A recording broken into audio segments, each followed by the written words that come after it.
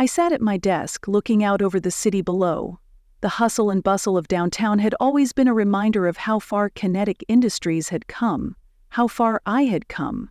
At 32, I had worked my way up from the bottom to become the company's chief financial officer. I wasn't just a numbers person anymore. I was a decision maker, a leader, and a trusted advisor to David Blake, the founder and CEO of Kinetic. When I first joined the company, it was just an idea. David had a vision, and I was there in the early days, helping to lay the foundation. Over the years, I had worked with him on everything, from building financial models to navigating complex mergers and acquisitions. He had always valued my input, my insight, and most importantly, my loyalty. Together, we'd turned Kinetic into one of the leading names in the tech industry, providing data management solutions to businesses worldwide.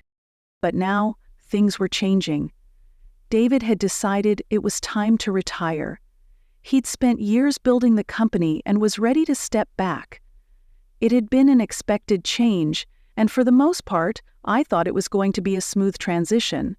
The plan was that Aidan Blake, David's son, would take over as CEO. Aidan had worked in the company for a few years, but his role had always been more in the background. He had a lot to prove, but to be honest, I wasn't sure he was ready for this. He was 28, still learning, still figuring out the ropes.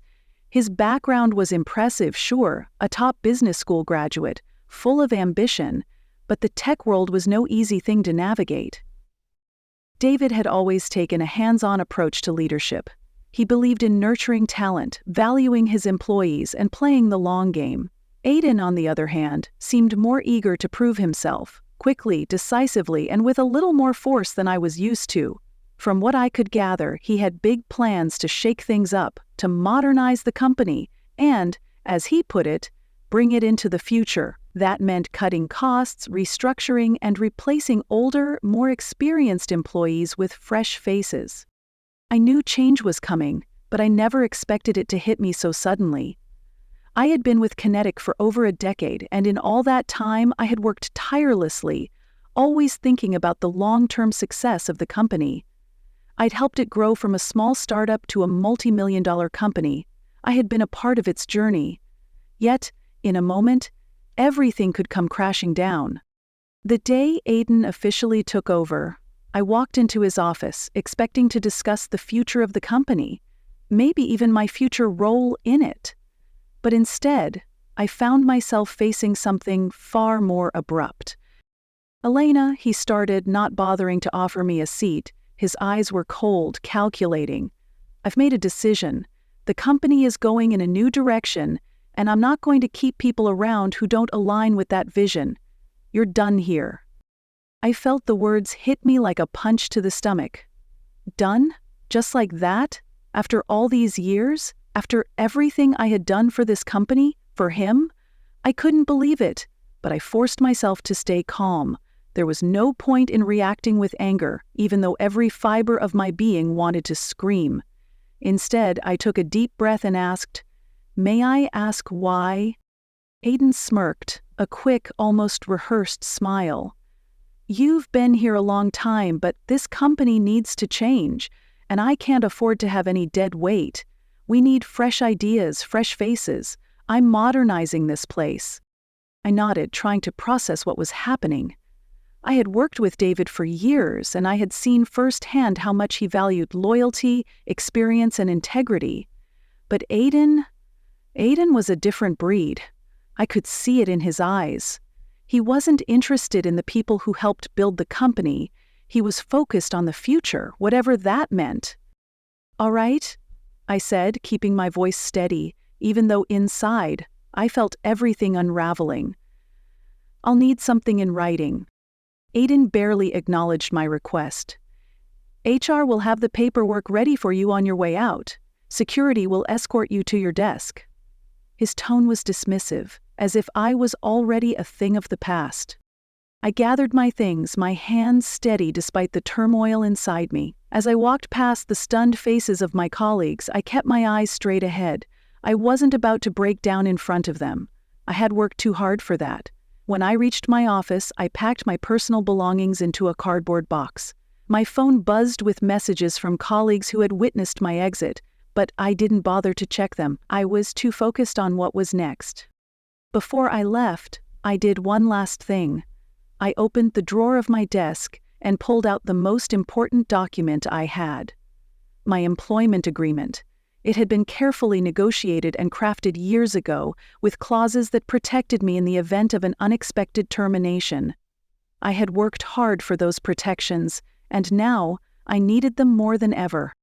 As I drove away from Kinetic Industries, I allowed myself a moment to breathe. I couldn't believe what had just happened. 9 years of blood, sweat, and tears, all for nothing in the eyes of someone who hadn't even been with the company long enough to understand what it was built on.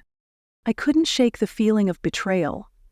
Aiden hadn't even taken the time to get to know me, to understand the value I brought to Kinetic, to understand the sacrifices I had made for this company. I was a mere casualty in his quest for modernization, a term he used to justify his impulsive decisions without understanding their true consequences. But instead of dwelling on anger, I decided to focus. I pulled out my bag and took out the document I had placed inside it, my employment agreement. It was the one that David Blake himself had signed 3 years ago when I had almost left the company for a competitor. David had wanted to keep me, had respected the work I had done, and so he had ensured I was protected.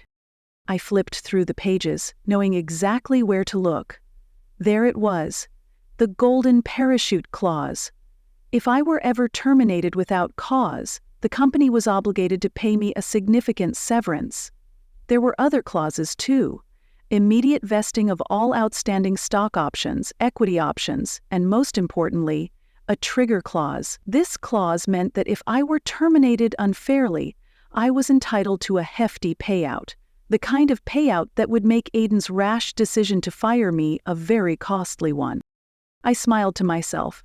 Aiden thought he could just sweep me out of the company as though I was expendable. He hadn't bothered to read the fine print, hadn't taken the time to understand what he was really doing. His arrogance had blinded him, and now it was going to cost him.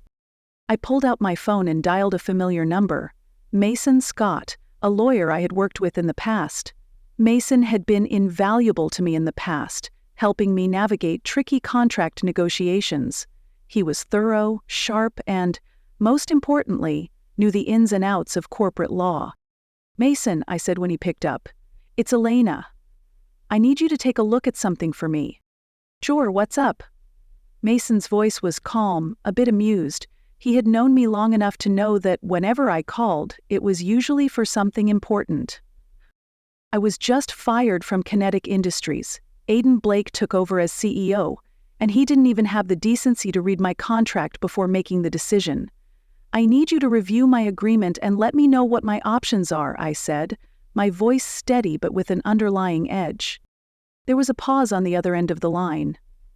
"You've been fired? That's unexpected. But if your contract is what I think it is, you're sitting on a pretty good deal." I explained the clauses in the agreement to him, outlining the severance package, the equity options, and the termination protections. Mason whistled. "That's quite a package. Aiden might have made the biggest mistake of his short career. If I were you, I'd definitely be looking at the legal ramifications of his actions. He might not be able to get out of this one easily." I smiled. "That's what I was thinking." Mason's next words gave me an idea. "Well, I can't say this is a bad thing if you play this right. You could land on your feet and then some. In fact, I know someone who's looking for someone with your expertise. They've been trying to lure me into a role for a while now. They've been expanding, and I'm sure they'd love someone like you." I sat back in my seat, the wheels in my mind turning. Nexon Technologies was a competitor, but they had been making waves in the industry, and they were known for valuing talent. This could be the opportunity I'd been waiting for, a chance to move on, leave Kinetic behind, and start fresh. "All right, I'll reach out to them," I said, my mind already made up. "And Mason, thanks. I owe you one." After hanging up, I couldn't help but feel a surge of relief. The dismissal was unexpected, but now it felt like the universe had handed me an opportunity. I had no intention of letting Aiden's hasty decision define me. If anything, it was going to work out in my favor. I made a few more calls, sending out feelers to Nexon. Within hours, I received a verbal offer, an offer that would more than double my salary at Kinetic, along with a generous benefits package. But more than that, Nexon was offering me the chance to shape something new, to build my own team and strategies. I could help them expand their operations, leveraging everything I had learned over the years at Kinetic. It was a perfect fit. I looked at the offer letter, and a sense of satisfaction washed over me. Aiden might have thought he had the upper hand, but in reality, his hasty decision had handed me a golden opportunity. Before I left for Nexon, though, I needed to make one last stop. The next morning, I arrived at Kinetic Industries not as an employee but as someone with unfinished business. My mind was set. I wasn't going to let Aiden's careless mistake pass without making sure it cost him. I drove to the office, my thoughts racing. I knew what I had to do. As I walked through the sleek glass doors, the receptionist, Tracy, looked up, her eyes widening when she saw me. I wasn't sure if she was surprised to see me back, or if she had heard the rumors that had already started circulating about my firing. I gave her a smile, though it didn't reach my eyes. "Miss Hartman," she stammered, clearly unsure of how to address me. Aiden said." "I'm here to see Aiden," I interrupted, keeping my voice steady. "Is he in?" Tracy hesitated before nodding and giving me a tight-lipped smile. "He's in his office, yes, but I think he's expecting a meeting with someone from—" "I'll take it from here," I said, cutting her off again. I wasn't about to waste any more time with small talk. I made my way through the lobby, the elevator ride feeling like the longest of my life. The hum of the elevator was the only sound as I ascended to the executive floor. My heart pounded in my chest, but I kept my expression calm and composed, just as I had learned to do through years of high-stakes negotiations. When the elevator doors slid open, I could hear the raised voices before I even stepped out. Aiden's voice, quick and sharp, followed by another voice, this one unmistakably David Blake, Aiden's father. It didn't take long for me to realize that Aiden was already in the midst of a confrontation, most likely about my abrupt departure. I stepped out of the elevator and made my way down the hall, my heels clicking confidently against the polished floor. At the end of the corridor, I could see through the open door of Aiden's office. David was standing at the desk, his back to the door, while Aiden was pacing in front of him. The tension between them was palpable. "I don't care about your damn vision for this company, Aiden." David's voice echoed down the hall. "You've just made the biggest mistake of your life. Do you even realize what you've done? You've thrown away a decade of loyalty and hard work, and for what? To make a point? To show you can modernize?" I paused just outside the office, the door slightly ajar. It was clear that Aiden was in trouble. I had expected David to be upset, but hearing it firsthand, hearing the frustration in his voice, was something else. For the first time since Aiden's appointment, I saw a glimpse of the old Kinetic Industries I had known. The company wasn't just about profits and innovation. It was about people. People who built it, people who believed in it. I pushed the door open, stepping into the office. Aiden froze as soon as he saw me. The look on his face was one of shock and disbelief, and I couldn't help but notice how quickly his confidence crumbled. "What are you doing here?" he demanded, his voice strained. David turned around, his expression softening when he saw me. He clearly wasn't happy with the situation either, but I could see the relief in his eyes. "Rita," he said, his voice calming, "I'm glad you came." "Actually," I said, walking toward them slowly, "I have something to discuss with Aiden." David stepped back, allowing me to take the center stage. Aiden was looking at me as though I had just appeared out of thin air, his anger quickly turning to confusion. "You know, Aiden," I said, my voice steady but carrying an underlying strength, "it's interesting. You've spent so much time trying to overhaul this company, your father's company, without even understanding the value of the people who made it what it is. Aiden opened his mouth, probably to argue, but I cut him off. You think firing me was a smart move, huh? A quick way to modernize the place? I paused, letting my words sink in. But here's the thing. I've been the one helping your father navigate complex deals, negotiate with clients, and manage financial risk. I've saved this company millions, Aiden. And all of that means nothing to you. David looked at Aiden, disappointment etched across his face. You didn't even check her contract, did you? His voice was quieter now, the anger replaced with regret. You didn't take the time to understand what her departure would cost us, and now you're dealing with the fallout. Aiden's face turned pale as he picked up a stack of papers from his desk, frantically flipping through them. He muttered to himself, "No, this can't be right." He looked up at me, disbelief written all over his face. This isn't possible. I stood there, watching him, a small smile tugging at the corners of my mouth. Page 7, paragraph 4, I said calmly. I'm entitled to a severance payout of $500,000, Aiden. Not to mention stock options, a year of salary, and the ability to walk away with everything I've earned. I think you've made the most expensive mistake of your career. David sighed, rubbing his temples.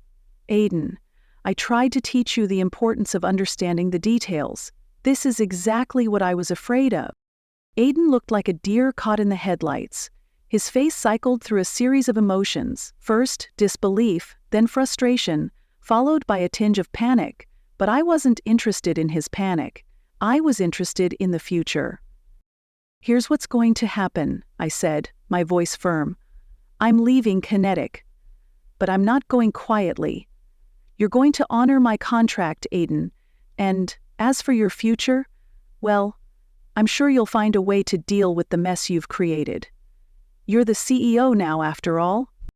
David watched me, a mix of admiration and resignation in his eyes. I'm sorry, Elena. This should never have happened. I nodded, not needing the apology. It's fine. But it's time to move on. I turned to leave, but before I walked out the door, I paused and looked back at Aiden. One last thing. If you ever want to understand what it takes to lead, you should start by learning to value the people who've been there before you. It's not all about pushing your vision, it's about building on what came before. The following day, I walked into Nexon Technologies with a sense of purpose that I hadn't felt in a while. I had already made up my mind. Kinetic was behind me, and I was ready for something new.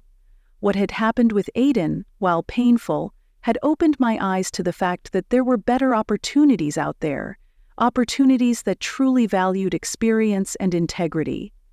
Nexon had offered me the chance to lead, to build something from the ground up, and that's exactly what I planned to do. When I arrived at Nexon's sleek headquarters, I was greeted by Leonard Phillips, the company's CEO.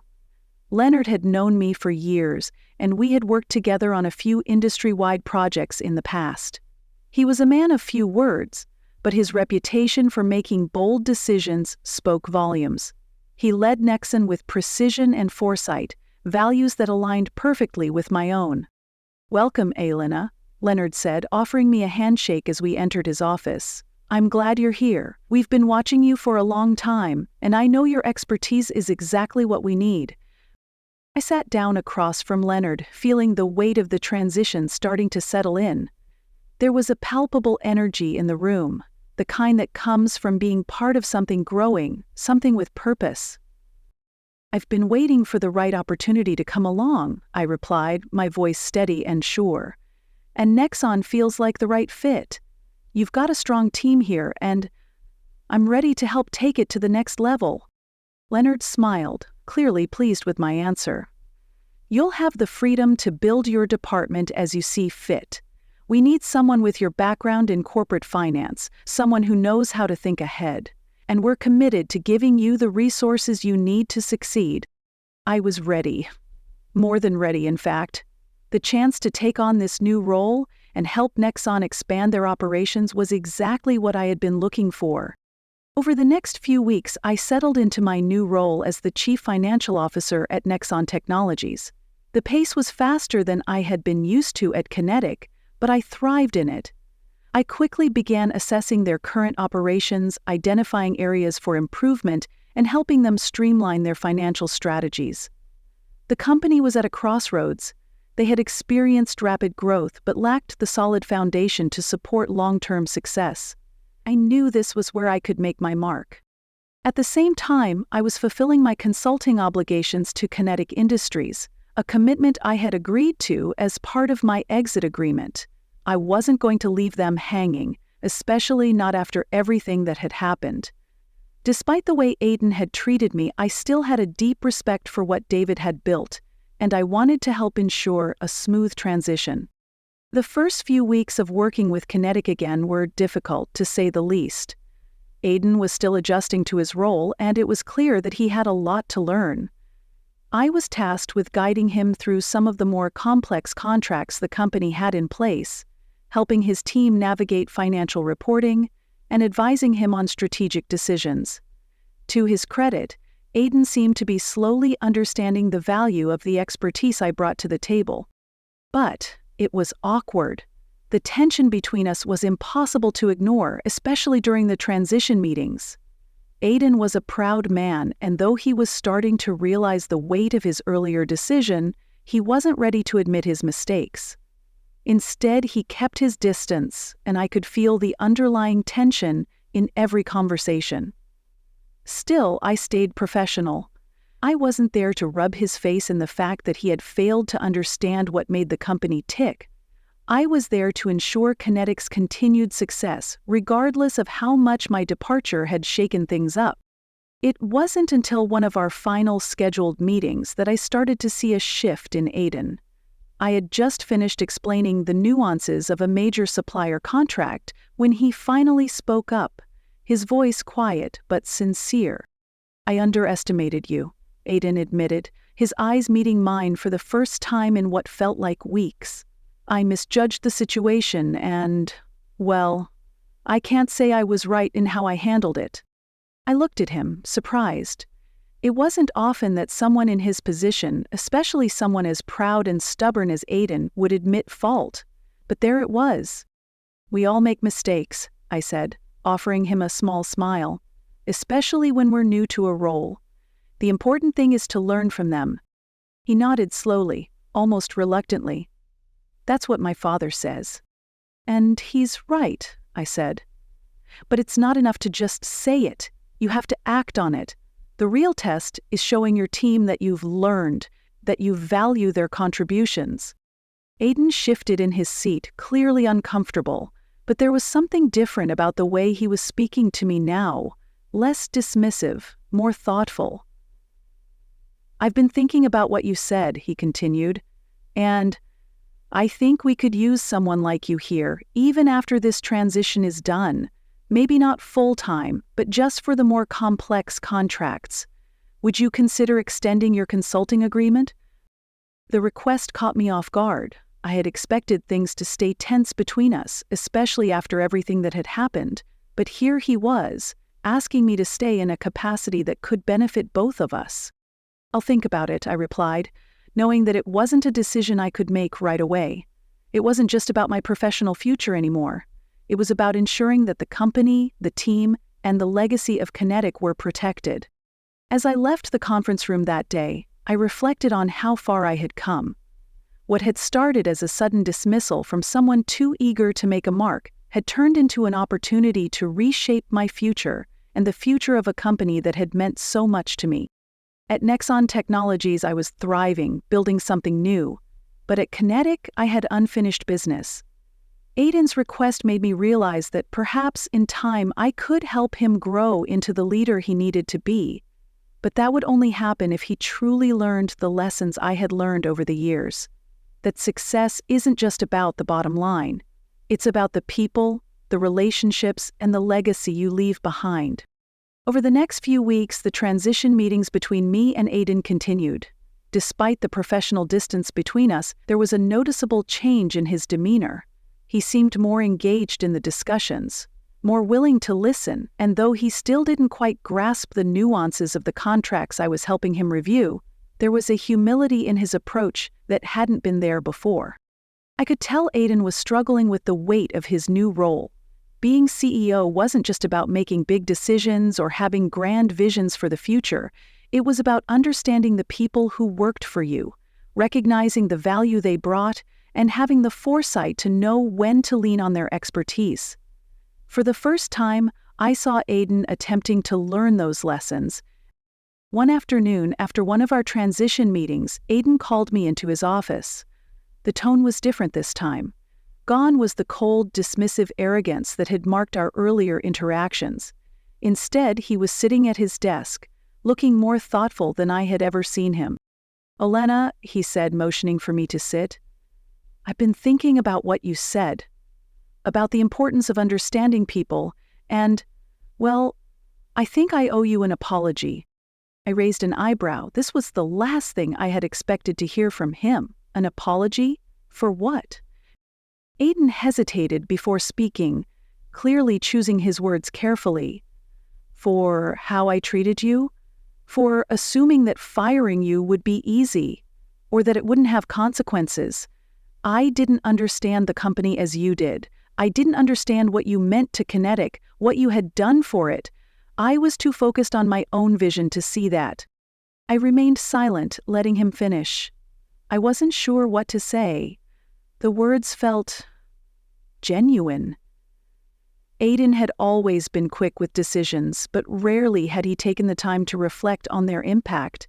This was different. "I can't change what happened, and I know I've damaged a lot of relationships along the way," Aiden continued. "But I want to learn from this. I want to be the kind of leader who doesn't just look at the numbers, but who also sees the people who make those numbers happen." I stared at him for a moment, considering his words. There was no doubt in my mind that Aiden had a long way to go, but the fact that he was acknowledging his mistakes, openly and without excuses, meant something. It was a shift in perspective that I hadn't seen from him before. "Apology accepted," I said finally. "But Aiden, this is just the beginning. You can't just talk about change. You have to live it.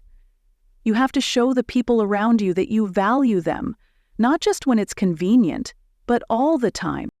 Aiden nodded, his expression more serious now. "I understand, and I'll do better, I promise." I didn't know if I could fully trust him yet, but for the first time I saw the potential for growth in him. Perhaps, in time, he would become the kind of CEO Kinetic needed. But that was going to take time, and it was going to take more than a few apologies. As I stood up to leave, Aiden stopped me. "Elena," he said, his voice quieter now, "you were right about one thing. I needed to learn humility. I think I'm starting to get it, but I also know that I can't do this alone. I need the right people, and I need your help. I know you're already settled at Nexon, but would you consider staying on as an advisor, just for a little longer, to help guide me through this transition?" The request caught me off guard. Aiden was asking me to stay, not in the same capacity I had been before, but as someone to guide him, to help him understand the true responsibilities of being a leader. It wasn't a full-time position, but it was enough for me to know that he was willing to do the work.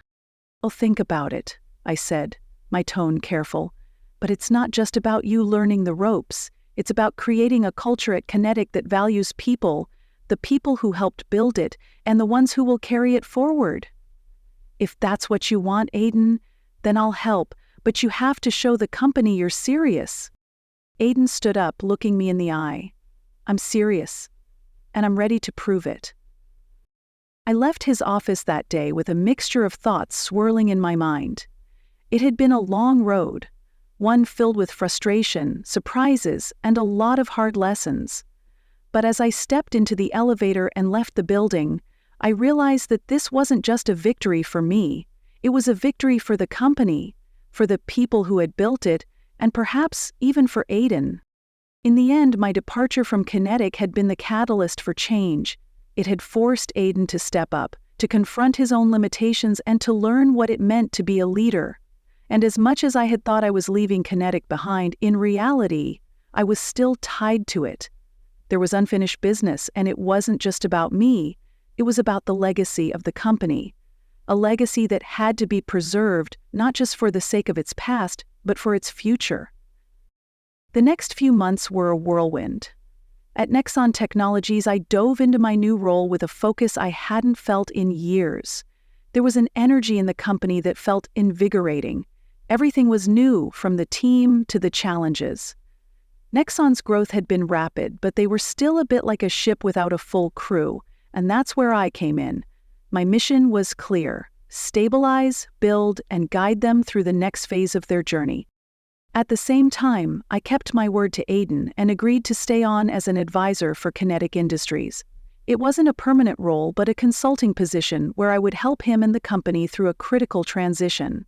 Aiden, for all his youthful enthusiasm and impulsive mistakes, had started to show genuine promise. His communication with me had shifted. Instead of being defensive or dismissive, he was actively seeking my guidance, though at times his pride still got in the way. We kept in touch regularly, sometimes via phone calls, other times over long meetings. At first, it was awkward. There was still tension between us, and it was clear he wasn't entirely comfortable with the amount of responsibility he had inherited. But Aiden had one thing going for him now: a willingness to listen. Slowly, he started leaning into his role, acknowledging his mistakes and working to fix them. One particular afternoon, I met Aiden for lunch at a cafe near Kinetic Industries. It had become a bit of a routine. Our meetings, although formal, were a place where Aiden could air his thoughts and receive candid feedback without the pressure of boardrooms or offices. "I've been thinking a lot about what you said," Aiden began, stirring his coffee absent-mindedly, "about valuing the people at Kinetic and building a culture where everyone feels seen and heard. I'm trying, but it's hard. I didn't realize how ingrained the old ways were." I could hear the sincerity in his voice, and it caught me off guard. "You're doing better," I said, a little more gently than I would have a few months ago. "But it's going to take more than just a few nice words, Aiden. People need to see it in your actions. They need to feel the change, not just hear about it." He nodded, looking slightly defeated but also determined. "I know. I guess I was too focused on results. Too focused on fixing what I thought was broken. But I didn't realize that what really needed fixing was how I treated the people who were making those results happen." I could see that he was starting to understand what it meant to lead with empathy, and that was a significant shift from where he had been when he first took over as CEO.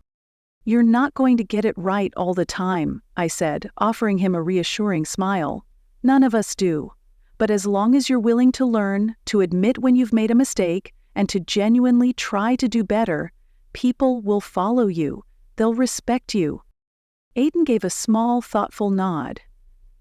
"I'm learning, slowly. I know it'll take time to rebuild trust, but I want to do it right." I could see it in his eyes now, that rare glimmer of self-awareness. Aiden was no longer just the son of the founder. He was becoming a leader in his own right, one who was willing to make difficult changes, not just for the company, but for the people in it. I left that lunch feeling oddly optimistic, though I knew the road ahead was still long. Aiden was far from perfect, but his willingness to grow, to truly learn from the mistakes of his first few months as CEO, gave me hope. Meanwhile, things at Nexon Technologies continued to progress smoothly. My role had expanded beyond just finance. I was now leading strategic planning sessions, advising on key business partnerships, and helping shape the company's expansion into new markets. The trust Leonard had placed in me was beginning to pay off. Nexon was starting to see the benefits of having someone like me at the helm, guiding them through the growing pains of success.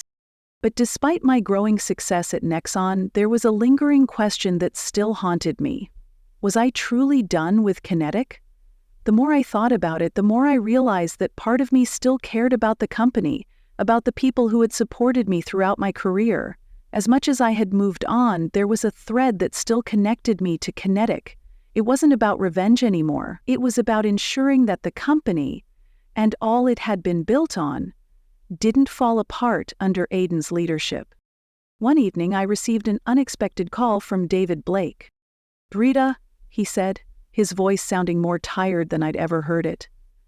"I've been thinking a lot about everything that's happened, and, well, I think it's time for a change at Kinetic. Aiden's doing better, but I don't think he's there yet. I've always respected you, and I know you've been helping him behind the scenes, but I'm asking you, as someone who's given so much to Kinetic, do you think you could come back? Just for a little while, to help him solidify things?" The question hung in the air, and for a moment I was silent. I had walked away from Kinetic for good reasons, but David's words made me pause. Aiden was growing, yes, but he was still a work in progress. And the thought of Kinetic struggling under Aiden's watch was enough to stir something in me, the desire to protect what had been built, to help guide it through this uncertain time. "I'll think about it, David," I finally said. "But I need you to understand that I won't just come back for the sake of tradition.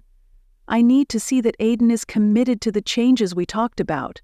If he truly wants to build a company based on respect and empathy, I'll be there to help him. But that's the condition." David was quiet for a long moment, but then he said, "I'll do whatever it takes to make that happen. I trust you, Rita. You've always had the best interests of Connecticut at heart." As I hung up the phone, I found myself wondering if perhaps my time at Kinetic wasn't entirely finished. Maybe there was still more I could do. Maybe I had a role in shaping Aiden into the leader he needed to be, and in turn, help Kinetic reach its true potential.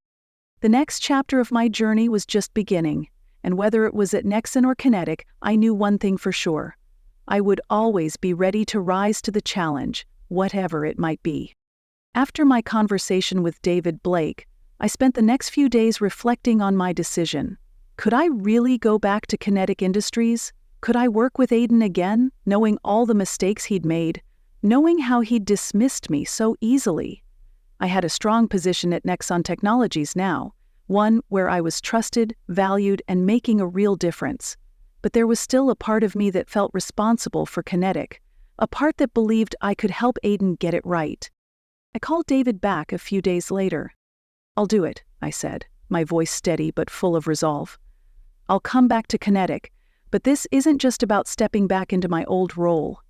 Aiden needs to understand that real leadership starts with humility, and if he wants me to guide him, he has to show that he's committed to building something meaningful." David's relief was almost palpable. "I knew you'd say yes. I trust you, Rita.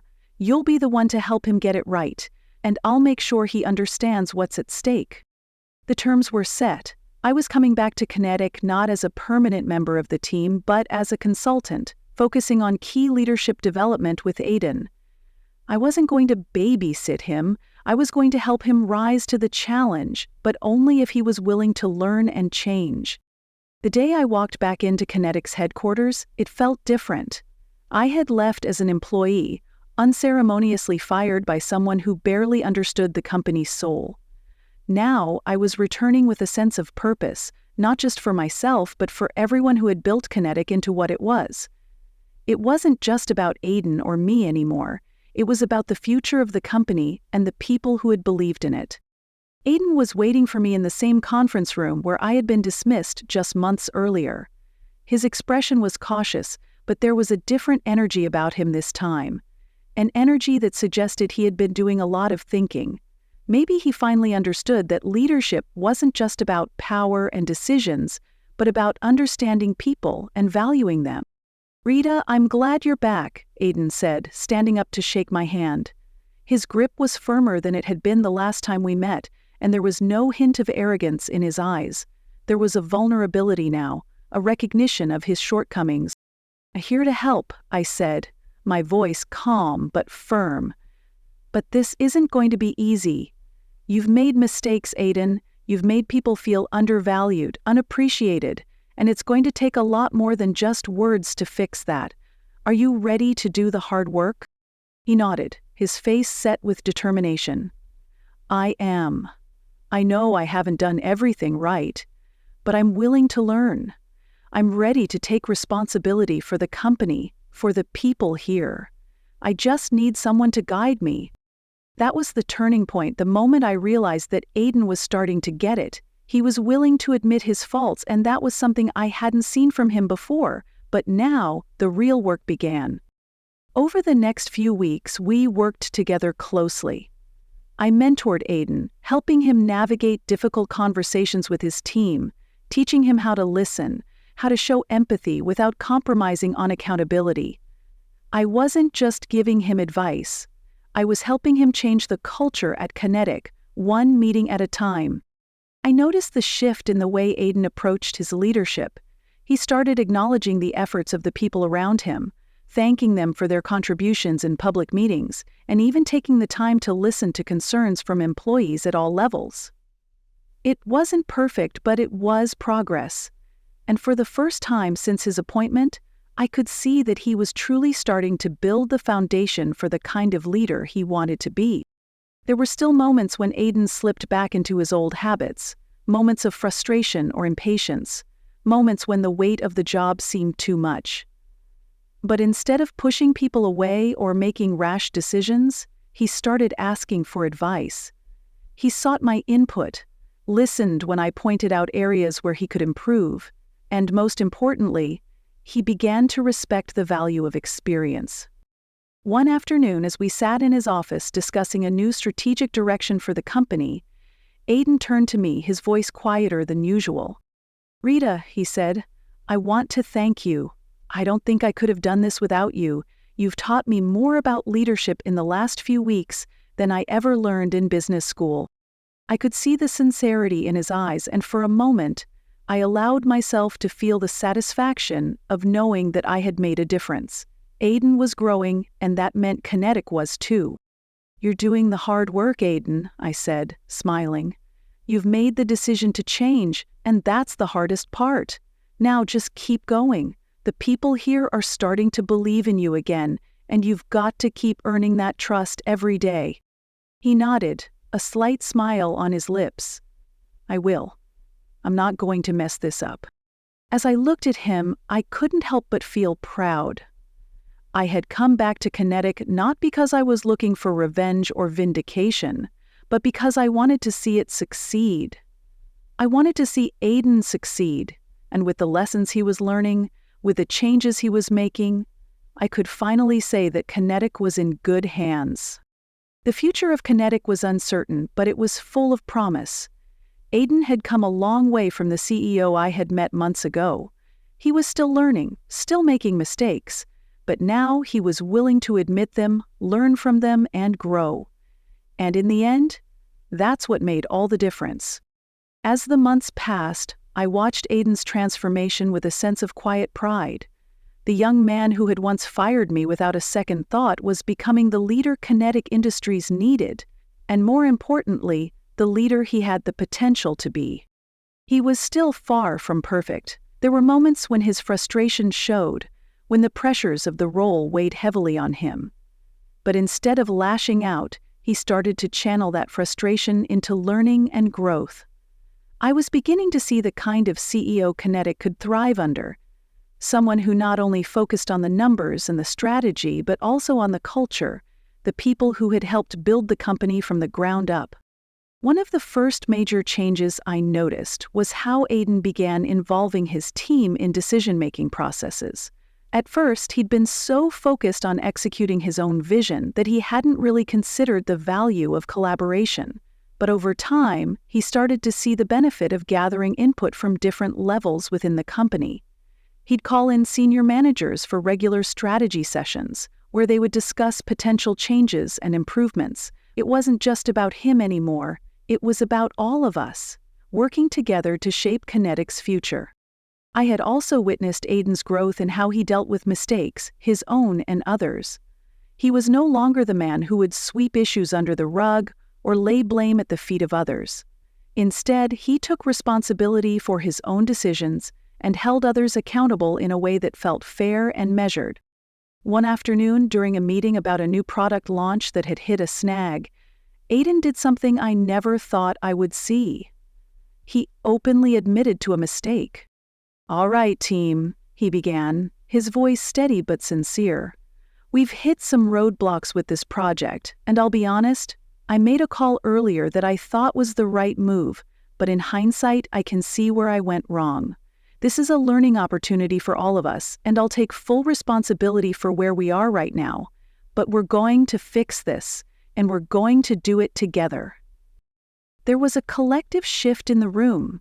I could see the respect in the eyes of the team members who had worked on the project, the recognition that Aiden was no longer a CEO who saw himself as above everyone else.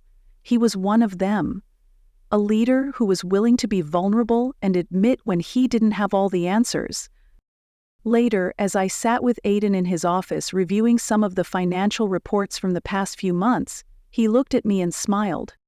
"I know I've still got a long way to go, but it feels like we're on the right track, doesn't it?" he asked, his tone hopeful, though there was a flicker of doubt behind his words.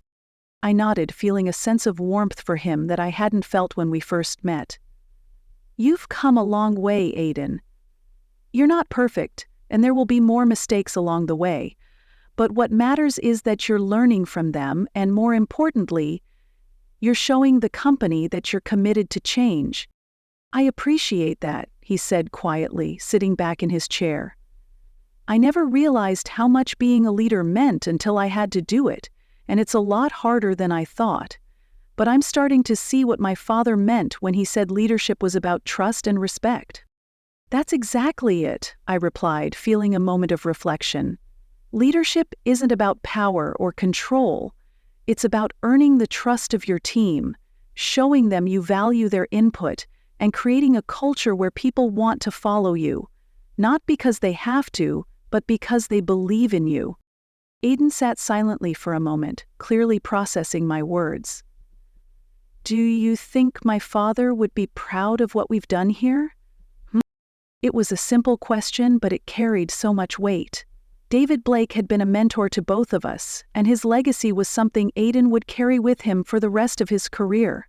I had seen the respect Aiden had for his father, even though they had their differences, and I knew that deep down, Aiden wanted to live up to his father's expectations, not in terms of business success alone, but in terms of the kind of leader he wanted to become. "I think your father would be proud of the progress you've made, Aiden," I said, my voice softening. "But more importantly, I think he'd be proud of the person you're becoming. The kind of leader who cares about the people who make the company what it is, who's willing to learn from his mistakes. That's the legacy you should be focused on." Aiden nodded, a smile tugging at his lips. It wasn't a perfect smile, but it was real, and for the first time since I had returned to Kinetic, I saw a young man who was no longer just the son of the founder. He was becoming his own leader. As the months continued to pass, Aiden and I continued to work closely. The culture at Kinetic began to shift, and though the company still had a long way to go, the transformation was undeniable. There were still challenges to overcome, but I no longer felt like I was holding Aiden's hand every step of the way.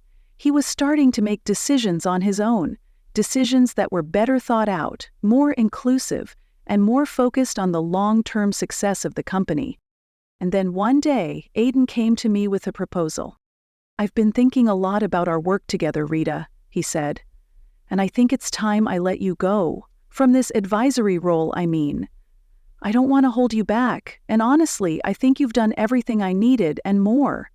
I feel confident in my ability to keep leading Kinetic, and I think you should focus on Nexon and your own work now." For a moment I was stunned. It wasn't the decision I had expected, but it was the one I knew he had to make. Aiden was ready. He was ready to step into his role as the CEO of Kinetic without needing me to hold his hand. He had earned the trust of the company, and more importantly, he had earned his own trust. I smiled at him, feeling proud of everything he had accomplished. "You've come a long way, Aiden," I said, my voice warm. "I think you've got this, and I'm proud of you." He nodded, a genuine smile on his face. "I wouldn't have gotten here without you, Rita. Thank you." With that, I left Kinetic for the final time. I was no longer the person who had to guide Aiden or step in to fix things. He was ready to lead Kinetic on his own, and the company was in good hands. At Nexon, things were thriving as well. My role there had grown even more, and I had the opportunity to shape the future of another company, But in my heart, I knew that my work at Kinetic had made the biggest impact, not just on Aiden, but on the legacy of the company itself. As I looked back, I realized that sometimes the greatest challenges are the ones that come from within. The real success wasn't about turning a profit or making the right business deals. It was about growth, both personal and professional. And that was something I had helped Aiden discover in himself.